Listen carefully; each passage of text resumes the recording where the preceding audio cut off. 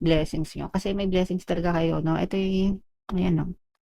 So, di ba sabi natin, prosperity, blessings, guys. So, ito talaga yung very strong at the center of your spread, no? Ito talaga yung focus ng energy nyo for this month. So, make sure na iwasan yung manega, iwasan yung mag-overthink para hindi ma-block yung pagpasok ng blessings. Para hindi kayo manega, guys. Be grateful always, no?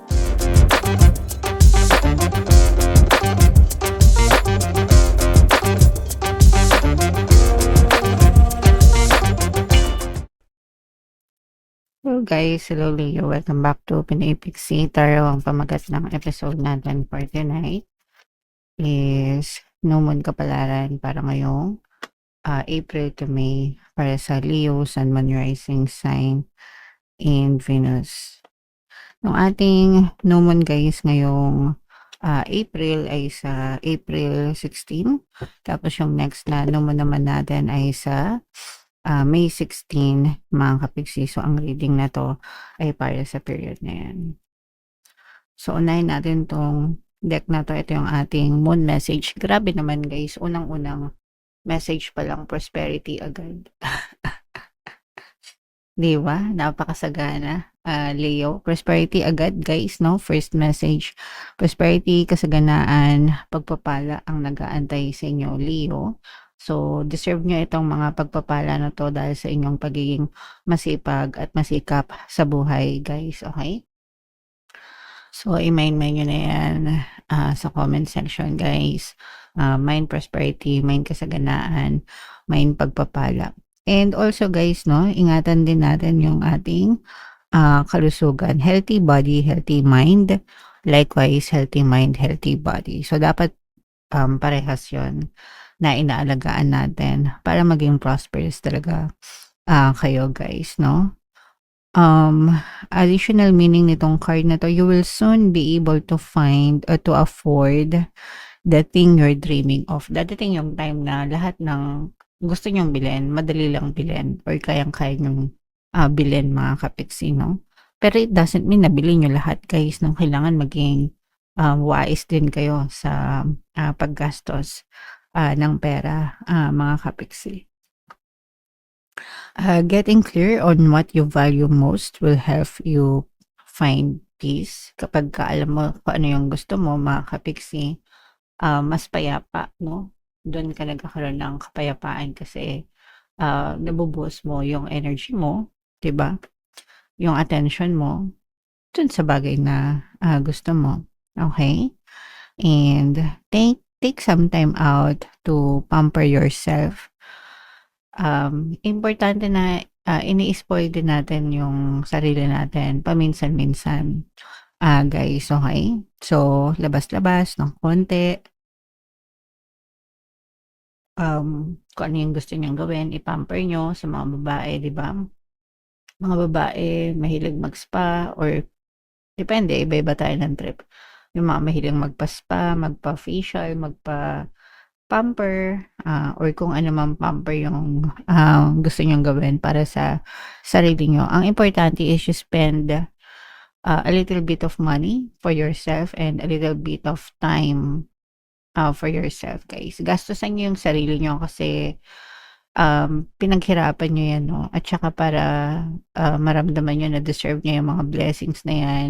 And the universe will give you more of those blessings. And para ma-inspire ka, no? To do better. 'Di ba? So, yeah. And take a standing order to a savings account, no matter how small. So, mag-open ng mga savings account, mga kapigsi. Importante na may savings tayo, guys, no? The language of money is save me now and I'll save you later. Okay? So, yan yung moon message for you. Comment down below, guys, if naka-resonate kayo. Ito naman ay sa love, guys. Tingnan naman natin yung love message or love advice para sa inyo. A love that you thought was lost may find its way back to you, bringing with a renewed sense of hope and possibility. So, eto guys, mag-resonate ito kung hiwalay na kayo ng person mo. or nagkakalabuan kayo, nagkakaroon ng mga konting awayan, ganyan. So, maaaring may magbalik, no? From your past, yung akala mo tapos na, pero maaaring magbalik, magparamdam. Siyempre, depende yun sa inyo, guys, kung gusto nyo pa, di ba? Kung tatanggapin nyo pa. Pero whatever, guys, whether gusto nyo pa or hindi, it's important na magkaroon ng forgiveness para mawala yung mga negative emotions and para magkaroon kayo ng peace of mind, mga kapiksi. Okay? Alright. So, comment down below, Leo, if feeling nyo naka-resonate kayo dyan. So, shuffle natin 'to, guys. Hanapin natin yung energy ng Moon at saka yung energy ng Leo. Habang sina-shuffle ko 'to, guys, panoorin niyo muna yung video natin regarding sa ating paano mag-manifest ng abundance video course. Kapiksi, sawa ka na ba sa mga struggles at hirap sa buhay mo? Masipag ka ba at masikap sa buhay ngunit hindi ka pa rin umaasenso? Ilang beses ka na bang nag-attempt magnegosyo at mag-invest pero palagi ka pa rin nalulugi? Sa pagkakataon na ito ay maaaring may subconscious beliefs ka na nagiging balakid sa iyong pag-unlad at pagyaman. Introducing, paano mag-manifest ng abundance video course. Dito ay matututunan mong ma-overcome ang mga balakid mo para tuluyan ka ng umunlad, umasenso, sumagana, maging matagumpay, successful at maswerte sa iyong kabuhayan, pera, trabaho, negosyo sa lapi at kaperahan ng bonggang-bongga. Dali, mag-send na ng email sa pinoypixie@gmail.com at simulan na ang iyong pagyaman ngayon. Alright, so sa lahat ng gusto mag-avail ng course, guys, naka-flash sa screen yung mga video courses na available. If interesado, mag-send lang kayo ng email sa pinoypixie@gmail.com. And sa mga naghahanap ng pampaswerte, guys, meron tayong money shaker jars. Ito, guys, super effective na pampaswerte na ito, mga kapiksi. At saka ito. Ito yung WhatsApp number ko, guys. I-chat na lang ako dyan. And, yeah. So, huwag na kayo magpahuli, guys, sa money shaker jars kasi super effective talaga yan. Ang dami ng sumasakses dyan, mga kapiksi. So, this is both positive, mga kapiksi. Both positive and negative. Ang nakikita natin negative dito is more on overthinking, mga kapiksi. Ito yung nagiging balakid sa blessings nyo. Kasi diba sabi natin, okay, panayin muna natin to. Masyado tayo nagmamadali. So, marami kayong mga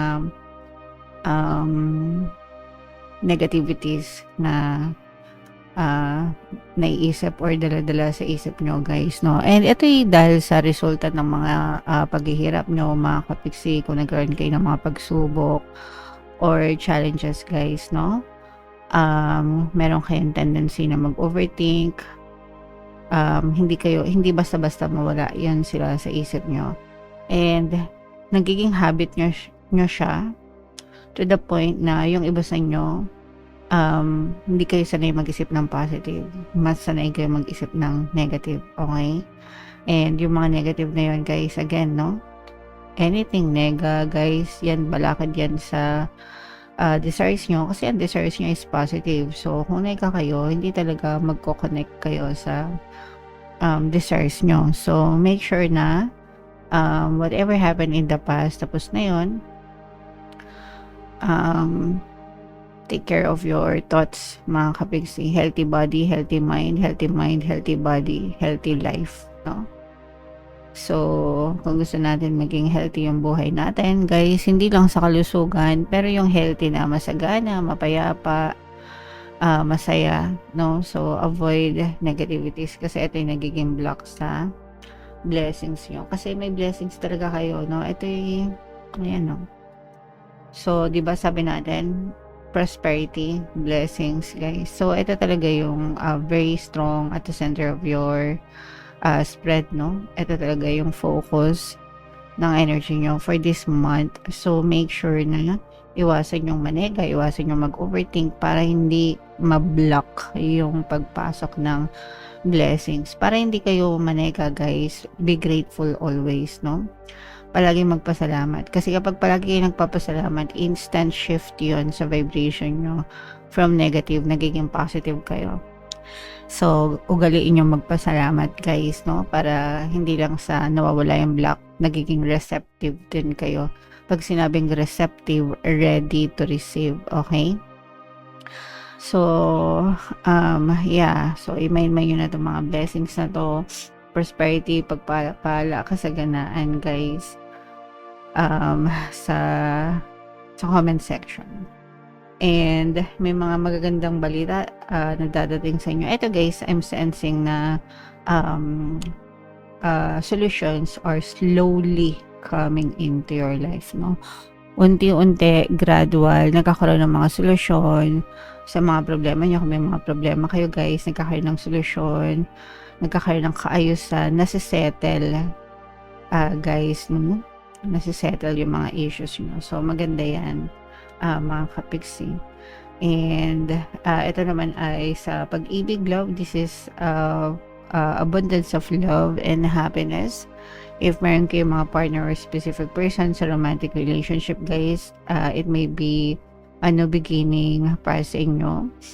And for some of you naman, this is abundance of love. So very harmonious yung relationship nyo. Hindi lang sa romantic relationship, guys, but even sa non-romantic, like yung mga family and friends, masagana yung pagmamahal sa paligid mo. So very prosperous ka talaga, no?